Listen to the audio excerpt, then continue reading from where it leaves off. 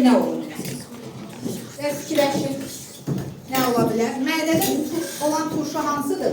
Klorid turşusu. Yerdən demək olur. Bəli, klorid turşusu. Niyə həmişə bizim mədəmizdə klorid turşusu var? Biz orada hər bir diskomfort hiss edirik. Xeyr.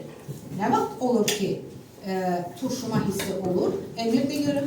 Klorid turşusu çox olduğuna görə ağrı baş verir. Bəli. Sizcə anası ona avtomatik onun bir müddətdən sonra ağrısı deməli zəifləyir.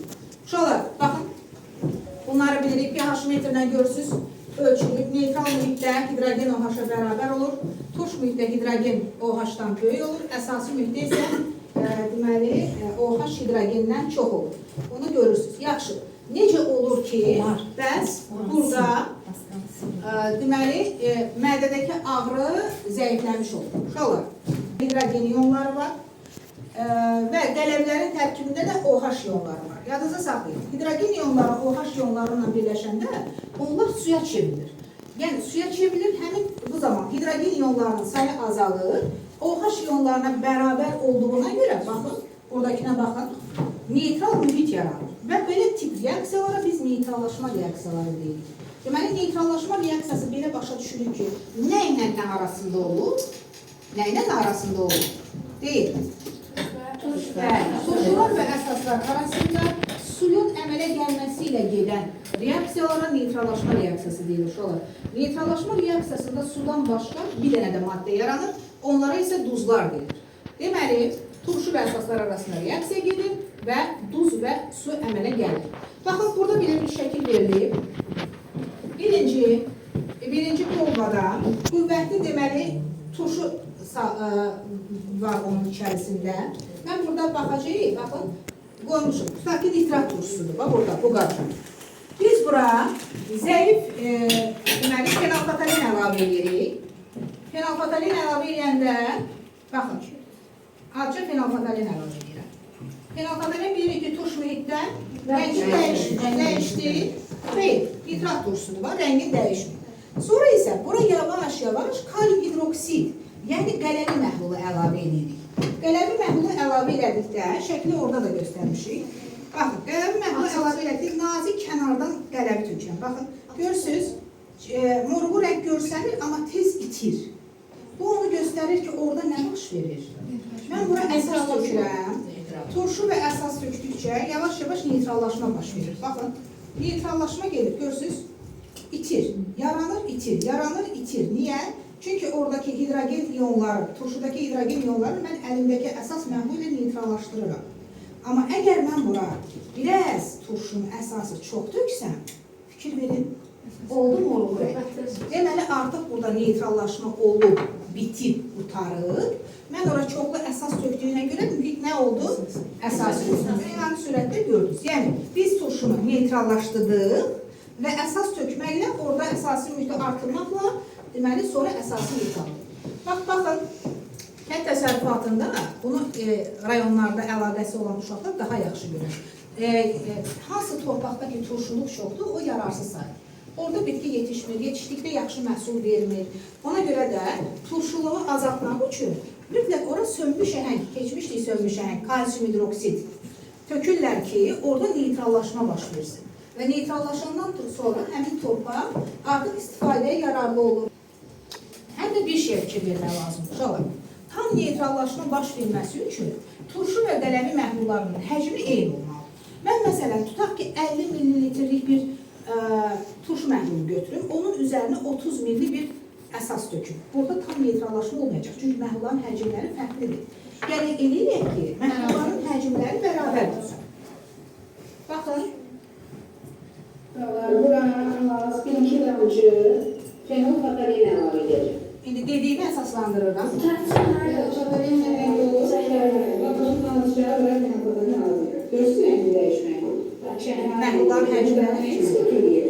Ki, burada qələmi.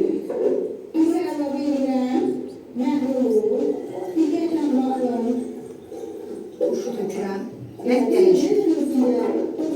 Turşuya gələdir, amma neytrallaşma getməli. Çünki şəhərdə qalır. Niyə? Çünki biz limonu çox götürdük. Əsasın götürdük daha çox, amma turşunu götürdük daha az. az, ona görə neytrallaşma tam getməli. Neytrallaşmanın getməsi üçün dışında turşu və əsasın həcmi mənəviyyatın həyatdır. Baxmış olur. Görürsünüz, rəhmliyi turşalar. Çünki bizim neytrallaşdığı turşu ilə əsasın həcmləri imkanlı olduğuna görə bəli, artıq bizim rəngimiz itdir. Neytrallaşma əsasına var. Bəli, aydındır. Bu da sizə əyani olaraq gözünüzlə görürsünüz ki, hər dəfə turşunu əsası üzərə tökəndə neytrallaşma olur. Gələk, həcmlər bərabər olur. Çox fərqli olsa, tam neytrallaşma baş verməyəcək. Amma aydındır, suallar olanda uşaqlar mənə deyil. Və əsas bizim məsələlərdə istifadə edəcəyimiz məqamlar budur. Turşu və əsasların həm də pH-ını bilməklə biz tam neytrallaşma aparıb-aparmamağını bilə bilərik. Məsələn, bizə belə bir məsələ verir, tutaq ki, deyir pH-ı 3 olan turşu məhlulunu tam neytrallaşdırmaq üçün hansı deməli pH eyni həcmdə pH-ı neçə olan məhlul götürmək lazımdır. Diqqətlə mənə qulaq asırsınız. Baxın, bizim pH skalamızı uşaqlar hazırlamışsınız özünüz. Deməli, bax, pH 3 verib bizə. Sıfırdan başlayaraq 3 neçə addım gedirəm, neçə rəqəm var? 1, 0, 1, 2, 3. 4 addım deyil. Neytral mühit odur ki 7'dir. Mənim 7'yə, bax, 7'yə neçə addımım var? 3. Və yaxud buradan da gəlmişəm, pH 3 olanda 4 addım. Bunu 2 cür biz hesablaya bilirik. Bunu neytrallaşdırmaq üçün, 7'yə çatdırmaq üçün gəlirəm bu tərəfə. Bax, turşunu əsasla neytrallaşdırmalıyam. Deməli, başdan baxın 1, 2, 3, 4. 4 dənə rəqəm getdim. Deməli, bu başdan gələcəksiniz. Baxın, 1, 2, 3, 4. Deməli, pH 3 olan məhlulu tam neytrallaşdırmaq üçün mən pH neçə götürməliyəm? Başqa cür necə ola bilər? İndi mən sizə tapşırıq verəcəm, onu diqqətlə fikir verin. Bir də başqa cür. Bunu başa düşməyənlər bu hissəyə də baxa bilərlər. Baxın, neytral 7'dir. Neçə addım gəlirəm? Bax, 8, 9, 10, 11. Neçə addım gəldim? 4. 3'dən 7'yə neçə addım gəlirəm? 1, 2, 3, 4 addım. Hər iki üsulla da bilə bilərik. Məsələn, mən deyim ki, pH-ı 5 olanı, siz deyin. pH-ı 5 olanı, mən pH-ı neçə olanla neytrallaşdıra bilərəm? pH 5 neçədir? Bəli, 1, 2, 3, 4. Oradan baxın, görün 5 neçə addım gəldim? 6 addım. Deməli, buradan da 3, 4, 5, 6. 9 olandan tam neytrallaşdırmaq olur. Yəni, mütləq pH-ı da təsadüfi seçməməlisiniz. Aydın oldu. İndi sizə müraciət edirəm. Belə bir tapşırıq var. pH-ı 3'dür. Müəyyən elədik ki, pH-ı 11 olandan neytrallaşdırma baş verir. Və fikir verin nəyə? Hansının millisi çoxdur? Turşu millisi çoxdur. Mühidə baxın, reaksiya nəticəsində turşu qismən neytrallaşması baş verir. Çünki turşu çox axır. Mühit nə qalır? Turş. İkincini siz deyin. 50-50. Üçüncüdə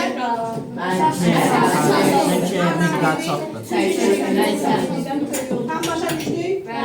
Mütləq həcmlər nəzərə alınmalıdır uşaqlar. İndi bunlara sizə bir möhkəmləndirmə tapşırığı verirəm. Görək tam aydın oldu, özümüz eləyək. Baxın, 3 müxtəlif sınaq şüşəsi verilir.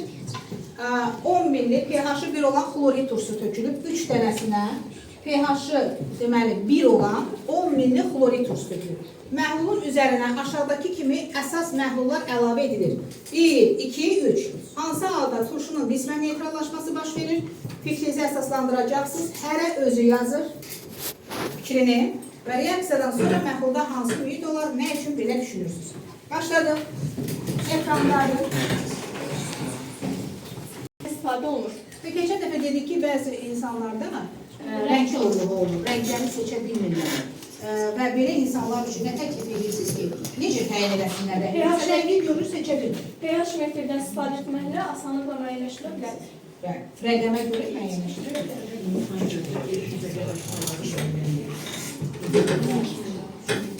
Elə rəng korluğu olanın əsas 3 vacib rəngi bilmirlər. Qırmızı, yaşıl, göy. Bunlarda da çoxu o rəngi olur. Ona görə müəyyən edək.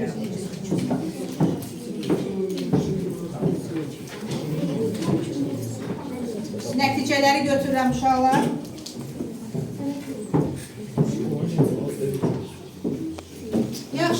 Turşular qrupu. Buyurun deyin görün, pH 10 milli, pH 12 olan kalium hidroksid məhlulu töksək. Tam neytrallaşma baş verir. pH 1'i, pH 12 tam neytrallaştıra bilir. De görün hadi. Evet, pH 1'i nə neytrallaştıra bilir? Biri 13 neytrallaştıra Aferin. Mühit nə qalır? tuş. Bəli, burada əsası çıxabilir. Düzdür. İkinci də qələmlər. Buyur Emin. Burada sıra şişəsində neytrallaşma baş verir. Çünki burada millisi daha çoxdur. Bəli. Baxın, pH-ı düz seçir, millini səhv seçir. O 10 milli verir, bu 20 milli verir. Mühit nə olacaq? Yox. Neytrallaşma baş vermirsə necə neytral olabilir? Mühit nə olur? Nə olur? Əsası. Düzdür. Üçüncü indikatorlar. Ömer. Burada neytraldır. Bəli, hardan bildin? Əsaslanır. Çünki mən tuşlarda bir attım, bir rəqəmi ilə, əsasilərdə isə bir rəqəmlə 13 gəlir. Bir də nəyə bilməlisən? İkisi də bərabərdir. Bərabər həcmdir. Afərin. Şolar, ev tapşırığı veririk, götürürsünüz. Deməli, iş dəftərlərimizdə, turşular bölməsində ilk 3 tapşırığa evdə bunlara aiddir. Artıq biz burada möhkəmləndirmə aparmışıq. Belə olacaq. Götürdük ev tapşırıqlarımızı.